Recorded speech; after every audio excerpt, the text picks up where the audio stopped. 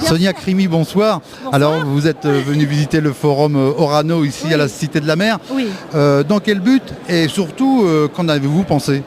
Dans quel but? Le but de soutenir une entreprise du nord du Cotentin que je connais très très bien, parce qu'il faut savoir que j'ai travaillé pendant des années pour anciennement Areva, LAG et aujourd'hui Orano. Donc je suis venue pour témoigner de mon soutien pour cette filière, de la technicité des agents de Orano.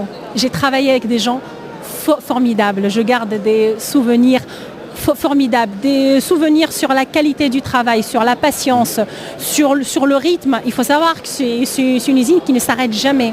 C'est une usine qui ne s'arrête jamais, des gens qui ont des rythmes de vie en 5-8, qui laissent parfois leur vie de famille, bon. Donc il faut connaître cette usine pour l'aimer. Je ne sais pas si je peux dire que je peux aimer une usine.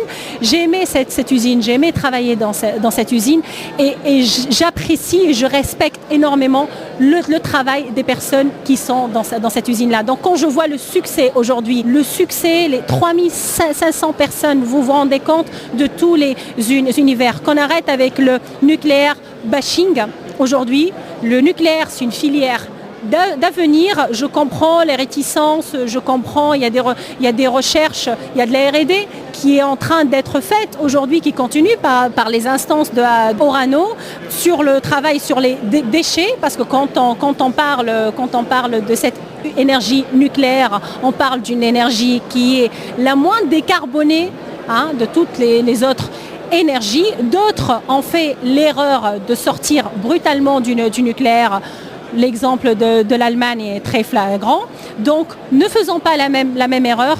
Toutes les personnes que j'ai rencontrées qui travaillent dans le nucléaire, ils sont conscients de la dangerosité des déchets aujourd'hui et ils travaillent pour qu'on arrive, pourquoi pas aujourd'hui, à un circuit fermé. On a vraiment besoin de jeunes pour qu'ils prennent la relève, pour que tous nos anciens qui partent à la retraite aujourd'hui auront le temps de passer tout ce savoir-faire.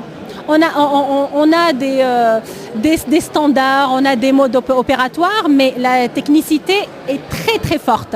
Et on a besoin de ces jeunes-là pour reprendre la main. Donc je ne peux être que ravie de voir qu'aujourd'hui, et c'est même rassurant pour notre sûreté et sécurité,